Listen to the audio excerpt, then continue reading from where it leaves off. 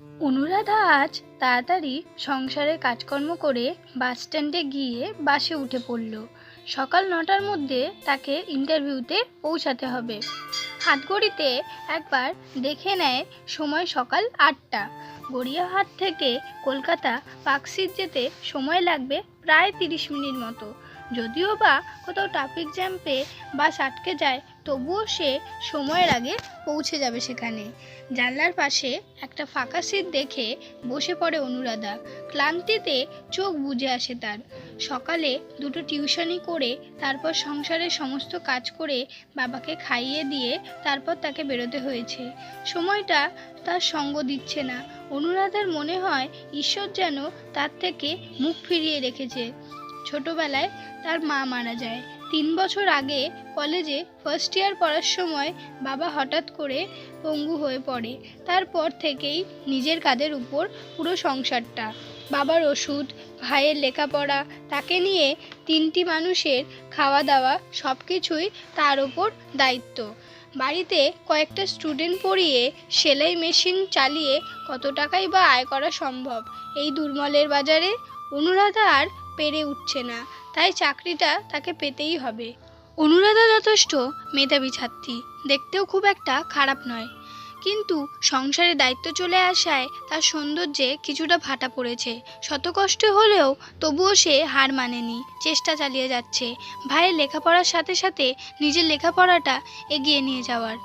এই ইন্টারভিউটা তাকে সফল হতেই হবে। মাসে মাইনে প্রায় ১৫,০০০ টাকা। চাকরিটা হয়ে গেলে তার আর কোনো অসুবিধা হবে না। ভাইকে ভালো স্কুলে পড়ানো আর বাবার চিকিৎসা দুটোই সে করতে পারবে। অনুরাধা কথাগুলো ভাবতে থাকে। তারপর সে শুনতে পায় বাসের কন্ডাক্টর ডাক দিচ্ছে, ও দিদি ভাই। অনুরাধা ডাক অনুসরণ করতেই বাসের কন্ডাক্টর বলল, হ্যাঁ আপনাকেই বলছি, আপনি পার্কস্ট্রিট নামবেন তো, উঠে আসুন। অনুরাধা উঠে বাসের দরজার সামনে এসে দাঁড়ায়। বাস স্টপেজে থামলে অনুরাধা নেমে পড়ে। একবার ওপরের দিকে তাকিয়ে দেখে আজ যেন সূর্যি মামা একটু বেশিই তেতে আছে। এই এপ্রিল মে মাসে বেশ গরম থাকলেও আজ অনুরাধার যেন একটু বেশিই গরম লাগছে। তত্তর করে কপালের বিন্দু বিন্দু ঘাম গড়িয়ে পড়ছে গাল বেয়ে। চুড়িদারের ওড়না দিয়ে মুখটা মুছে এক ট্রাফিক পুলিশকে ঠিকানাটা দেখিয়ে জিজ্ঞেস করে নেয়। ট্রাফিক পুলিশের কথা মতো অনুরাধা এগিয়ে যায় অফিসের সামনে। মেন রাস্তার উপর ১৭ তলা উঁচু বিশাল অফিস। অনুরাধা দেখে তার মতো অনেকে এখানে ইন্টারভিউ দিতে এসেছে। বিল্ডিংয়ের সামনে ৪-৪টে গেট।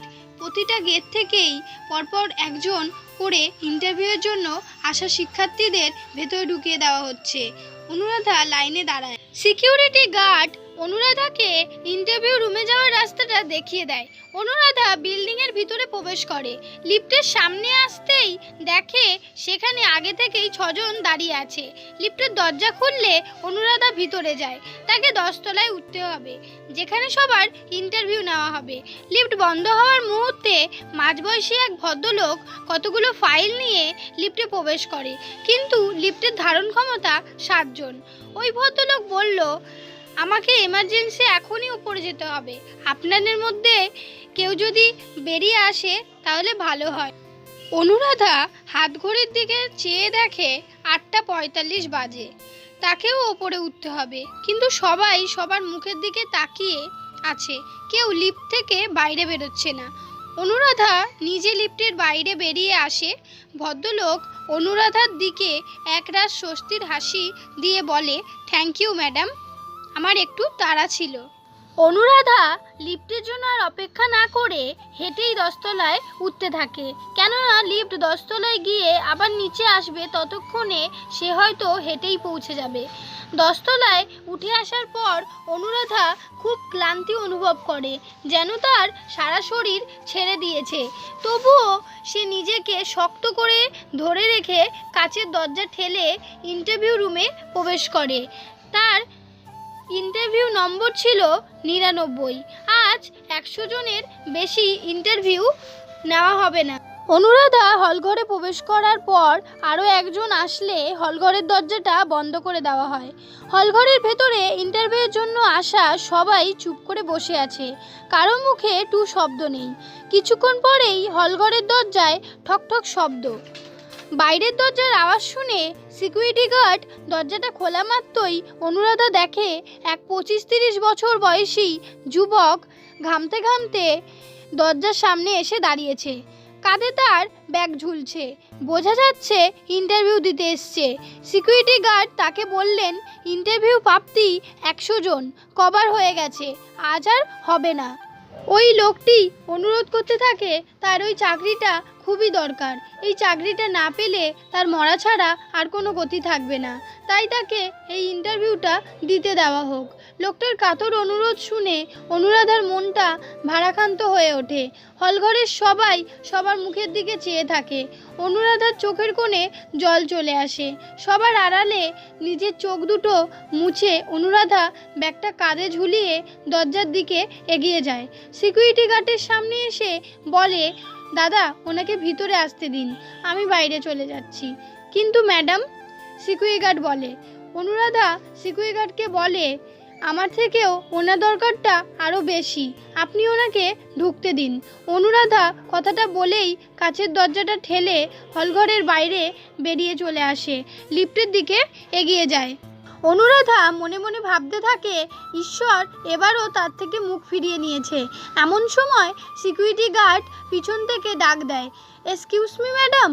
অনুরাধা পিছন দিকে ঘুরে তাকায়, দেখে সিকিউরিটি গার্ড হাসি মুখে তাকে সামনে আসার জন্য ডাকছে।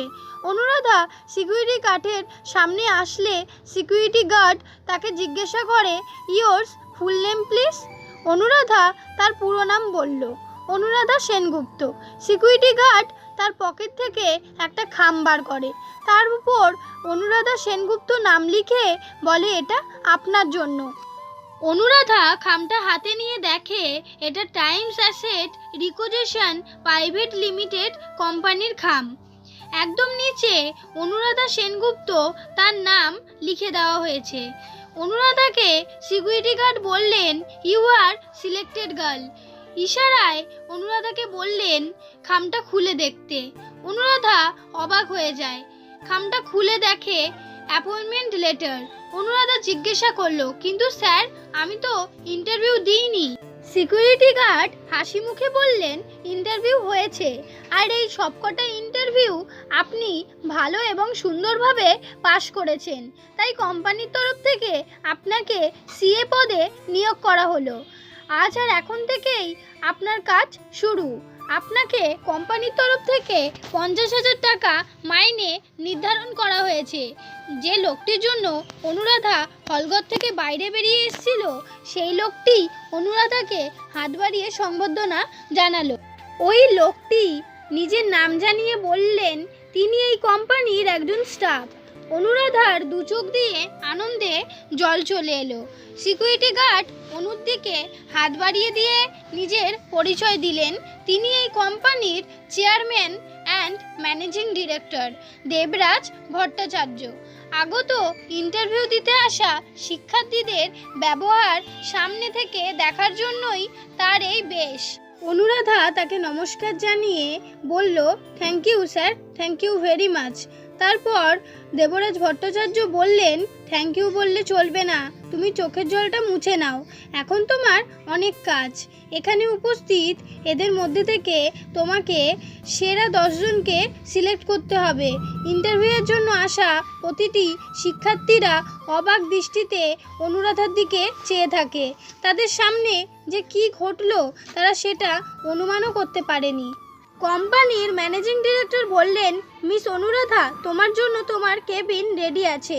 অনুরাধাকে কোম্পানির প্রতিটি সদস্যের উপস্থিতিতে সসম্মানে সুন্দর একটা কাচের ঘরের ভিতরে পাঠানো হলো, আর বলা হলো এটাই তার কেবিন, এখন থেকে সে এখানেই কাজ করবে। এরপর ইন্টারভিউ দিতে আসা প্রত্যেক শিক্ষার্থীর ডকুমেন্ট এবং বিল্ডিংয়ে প্রবেশ করার পর থেকে এ পর্যন্ত প্রতিটি শিক্ষার্থীর আলাদা আলাদা ইন্টারভিউ রিপোর্ট একটা ফাইলে ফাইল আপ করে অনুরাধার হাতে তুলে দেওয়া হলো। চেয়ারম্যান অনুরাধাকে বললেন, একমাত্র তুমিই পারবে এদের মধ্যে থেকে সেরা 10 জনকে সিলেক্ট করতে। তোমার মতো নিষ্ঠাবান শিক্ষার্থীকে আমার কোম্পানিতে রাখতে পেরে নিজেকেই খুবই গর্বিত মনে হচ্ছে। আমি জানি তুমি নিষ্ঠার সাথে এই দায়িত্বটা পালন করবে। Good luck. কোম্পানির চেয়ারম্যান কথাটা বলেই অনুরাধার কেবিন থেকে বাইরে বেরিয়ে যান। আর সাথে সাথে অন্য এক কর্মচারী মালিকের আদেশ মতো ইন্টারভিউ দিতে আসা শিক্ষার্থীদের নম্বর অনুযায়ী প্রথম নম্বর ডেকে অনুরাধার কেবিনে পাঠিয়ে দেয়। তো বন্ধুরা, আজকের ভিডিওটি এই পর্যন্ত। ভালো লাগলে লাইক, শেয়ার, কমেন্ট, সাবস্ক্রাইব করে দেবেন এবং পাশে থাকা বেল আইকনটি ক্লিক করে দেবেন, যাতে পরবর্তী কোনো ভিডিও এলে আপনার কাছে প্রথমে নোটিফিকেশনটা পৌঁছে যায়।